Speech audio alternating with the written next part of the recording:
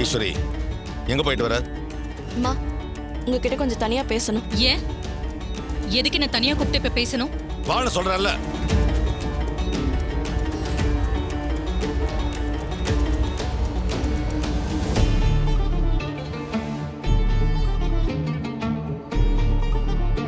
அப்பாவும் பொண்ணும் என்கிட்ட தனியா பேசுறதுக்கு இப்ப என்ன அவசியம்? எதுக்கா உன்னை தனியா கூட்டிட்டு வந்தோட தெரியாதல்ல உனக்கு? எங்க போயிட்டு வரீங்க? நீயும் டூப்ளிகேட் மாப்பிளையும். ஓ, நீங்க கேக்குற தோரணைய பார்த்தா விஷயம் தெரிஞ்சுதான் கேக்குறீங்க, அப்படிதானே? ஆமா, தெரிஞ்சுதான் கேட்டேன். எதுக்கா இப்படி நடந்துக்கிற? ஏன் இந்த பன்மா உனக்கு? ரேவதி உனக்கு மட்டும் பொண்ணு இல்ல, அவ எனக்கும் பொண்ணு. இப்படி ஒரு விஷயம் பண்றேன்னா அதை என்னையும் கேட்டு செஞ்சிருக்கணும். என் பொண்ணுக்கு எது நல்லதுன்னு எனக்கு தெரியும். உங்ககிட்ட கேட்டா அதை செய்ய வேண்டாம்னு சொல்லுவீங்க. அறிவு கிட்ட பேசாத. உன் பொண்ணுக்கு நல்லது செய்யறத நினைச்சுக்கிட்டு அவளை படுகுடியில தள்ளிட்டு இருக்க. ஏம்மா, ரேவதிக்கு பழசெல்லாம் எதுவுமே ஞாபகம் இல்ல. அதுக்காக நடந்ததெல்லாம் மறைச்சு இன்னொரு கல்யாணம் பண்ண நினைக்கிறது கொஞ்சம் கூட சரியில்லைம்மா. உங்ககிட்ட நான் இதை எதிர்பார்க்கவே இல்ல. உங்ககிட்ட மட்டும் இல்லம்மா, பெத்த தகப்பா என்கிட்ட கூட சொல்லலையே. நமக்கெல்லாம் யாருக்கு தெரியாம இப்படி ஒரு அவசர கல்யாணத்தை பண்ணதுக்கு என்ன அவசியம்? எல்லாம் பகை. என் தங்கச்சி பையன் மேல உள்ள பகை. அந்த பகை தான் இவ கண்ணை மறைக்குது. என்ன சொன்னீங்க? நான் உங்களை ஏமாத்தினேனா? எங்க என்ன பார்த்து சொல்லுங்க. சொந்த பேரை மறைச்சிட்டு ராஜாங்கிற பேர்ல அந்த ராஜா சேதுபதியோட பேரை என்ன ஏமாத்தும் போது அப்பாவும் பொண்ணும் அமைதியா தானே இருந்தீங்க. அப்போ அவனோட கூட்டு களவாணியா இல்லையா நீங்க? என்ன ஏமாத்துறியா? இப்ப இவர் எதுக்கு கூப்பிட்டாரு? நான் சந்தோஷமா இருக்கிறத பத்தி கேட்கவா, இல்ல வேற ஏதாவது உள்நோக்கம் இருக்கா? அக்கா சொன்ன மாதிரி இவர் என்ன லவ் பண்றாரா? அப்படி இருந்தா அது தப்பாச்சே. எனக்கு வேற ஒருத்தரோட நிச்சயம் ஆயிடுச்சு. அது அவர்கிட்டயும் நான் சொல்லிட்டேன். ஆனா இவர் என்ன தனியா அக்கறையோட தான் பாத்துக்கிறாரு. இதுக்கு என்ன பேருன்னு ஒண்ணுமே புரியலையே. பேசாம அவர்கிட்டயே போய் கேட்டுருவோமா? வேணாம் வேணாம், நாமளே கேட்டு தேவையில்லாம அசிங்கமாயிட போகுது.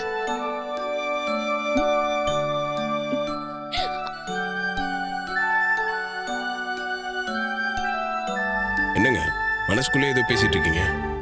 என்ன எதனா கேட்கணுமா? இல்லையே, இல்ல சார்.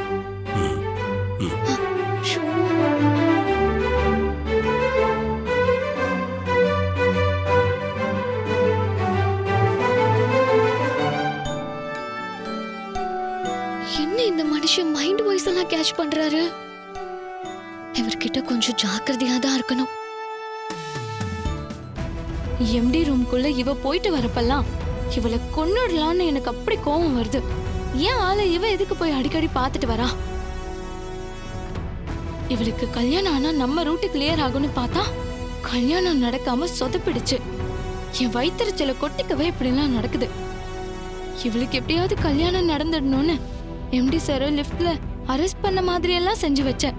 அது எல்லாம் வீணா போச்சு. இவளுக்கு கல்யாணம் ஆக கூடாதுங்கிறதுல எம்டி சார் ஏன் குறியா இருக்காரு? ஒருவேளை சாமுண்டீஸ்வரி மேடம் சொன்ன மாதிரி எம்டி சார் ரேவதியை லவ் பண்றாரா? இல்ல இவங்களுக்குள்ள வேற ஏதாவது இருக்கா?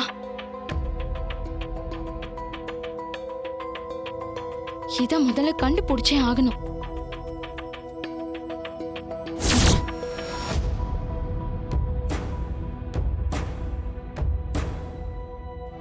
என்னாச்சத்த? ரேவதி விஷயத்துல நான் நினைச்சது எதுவுமே நடக்க மாட்டேங்குது. திரும்ப திரும்ப நான் தோத்துக்கிட்டே இருக்கேன் கலா. அத்தை கோவப்படாதீங்க அத்தை. ரேவதிக்கு நீங்க நல்லது பண்ணணும்னு நினைக்கிறீங்க, அது மிஸ் ஆகிக்கிட்டே இருக்கு, அவ்வளவுதான். அதுக்காக நீங்க வருத்தப்பட்டு இப்படி பிரஷர் ஆயிக்காதீங்க. அது எப்படி கலா? நாம ரெஜிஸ்டர் ஆபீஸ்க்கு போன விஷயம் வெளியே தெரியுது. அதுதான் அத்தை எனக்கும் புரியல. நாம ஆபீஸ்க்கு போனது உங்களையும் என்னையும் மருதியும் தவிர வேற யாருக்குமே தெரியாது. அப்புறம் எப்படி ரேவதிய பத்தி ரெஜிஸ்டருக்கு தகவல் போயிருக்கு? நான் இதெல்லாம் அந்த கார்த்தியோட வேலையா தான் இருக்கும்னு நினைக்கிறேன். இல்ல நாம ரெஜிஸ்டர் ஆபீஸ்க்குள்ள போறத பார்த்து நமக்கு பிடிக்காதவங்க யாராவது பார்த்த விஷயத்த சொன்னாங்களான்னு எனக்கு ஒரே குழப்பமா இருக்கு. இது நிச்சயமா கார்த்தி இந்த விஷயத்த பண்ணிருக்க வாய்ப்பு இல்ல. ஏன்னா அவனதான் நம்ம பிரியா கிட்ட சொல்லி லிஃப்ட்லயே அடைச்சு வச்சுட்டோமே.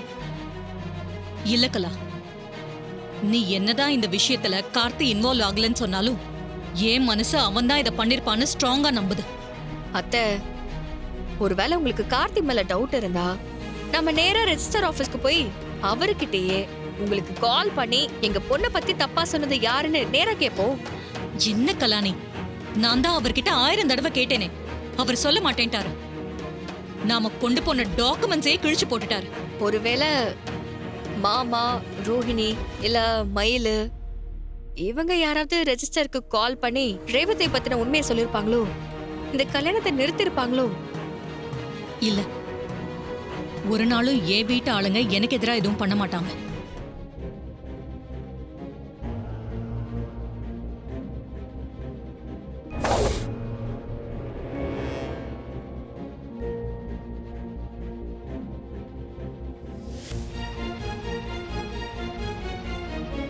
என்ன மாப்பிள்ள, என்ன எதுக்கு வர சொன்ன? அது அத்தைக்கு தெரிஞ்சவங்க தானே யாரும் இந்த வேலையை செஞ்சுருக்காங்க. என்ன மாப்பிள்ள சொல்ற? அத்தைக்கு தெரிஞ்சவங்கன்னா இங்க ரேவதி சிஸ்டர் மட்டும்தான். ஏய், ரேவதி ஏன்டா இதெல்லாம் பண்ண போறா? அதுவும் சரிதான், ரேவதி சிஸ்டர் நம்ம வீட்டு புள்ள, அவங்க இந்த மாதிரிலாம் பண்றதுக்கு வாய்ப்பு இல்ல. எதை வச்சு மாப்பிள்ள நீ அத்தையோட ஆளுங்க நம்ம ஆபீஸ்ல இருக்காங்கன்னு சொல்ற? முதல்ல ரேவதியோட ஃபைல்ல இந்த லெட்டரை வச்சாங்க, அதுக்கப்புறம் ரேவதியோட ஃபைலையே மாற்றி வச்சுட்டாங்க. இதெல்லாம் இங்கே இருக்கிறவங்க யாரோ தாண்டா பண்ணிட்டு இருக்காங்க. ஆமா மாப்பிள்ள, நீ சொல்ற மாதிரி யாரோ ஒரு கள்ள பெருச்சாலி நம்ம ஆபீஸ்க்குள்ள இருக்கு. வேணும்னா நம்ம எல்லாரையும் கூப்பிட்டு விசாரிக்கலாமா? ஏய், அப்படிலாம் பண்ண முடியாதுடா. இப்போ எதுக்கு வந்திருக்கீங்க? என்ன விஷயம்? சார், உங்ககிட்ட கொஞ்சம் பேசணும். பேசணுமா? என்ன பேசணும்? அதான் உங்ககிட்ட சொல்ல வேண்டியதெல்லாம் நேத்தே சொல்லிட்டேன்ல, அப்புறம் எதுக்கு இங்க வந்திருக்கீங்க? ரொம்ப முக்கியமான விஷயம் சார், ஒரு 5 நிமிஷம். உங்ககிட்ட பேச எதுவும் இல்லை மேடம், எனக்கு தலைக்கு மேல வேலை இருக்கு. தயவு செஞ்சு கிளம்புங்க. என் பொண்ணோட டாக்குமெண்ட்ஸை உங்களுக்கு யார் அனுப்புனான்னு மட்டும் சொல்லுங்க, நாங்க கிளம்பிடுறோம். இதை பாருங்க மேடம், நீங்க எல்லாம் சொசைட்டில முக்கியமான இடத்துல இருக்கீங்க, நீங்களே இப்படி ஒரு வேலையை செய்யலாமா? நான் மட்டும் உங்க பொண்ணோட கல்யாணத்தை அப்ரூவ் பண்ணி கையெழுத்து போட்டிருந்தேன், எனக்கு வேலை போய் இந்நேரம் நான் கம்பி எண்ணிக்கிட்டு இருந்திருப்பேன். நல்ல வேலை, ஏதோ ஒரு புண்ணியமா எனக்கு வர ஆபத்துல இருந்து என்னை காப்பாத்திட்டாரு. அவரை போய் காட்டி கொடுக்க சொல்றீங்களே, என்ன மேடம் நியாயம் இது? சார், எனக்கும் என் குடும்பத்துக்கும் மட்டும் தெரிஞ்ச விஷயம் யாரோ ஒரு 3வது மனுஷனுக்கு தெரிஞ்சிருக்குன்னா அந்த ஆளு யாரு, அவனோட நோக்கம் என்னன்னு நான் தெரிஞ்சுக்கிறது அவசியம் இல்லையா? நான் பொண்ணை பெத்தவ சார், அவளை ஒரு நல்லவனுக்கு கட்டி கொடுக்கணும்னு நினைக்கிறேன். இதுல என்ன தப்பு இருக்கு? உங்களை நான் கெஞ்சி கேட்கிறேன், இந்த தகவலை உங்களுக்கு யார் சொன்னாங்க அதை மட்டும் சொல்லுங்க. நீங்க சொல்ற வரைக்கும் நான் இந்த இடத்த விட்டு போக மாட்டேன். என்ன மேடம் உங்களோட பெரிய தொல்லையா போச்சு? நீங்க எவ்வளவு நேரம் உட்கார்ந்தாலும் என்னால சொல்ல முடியாது.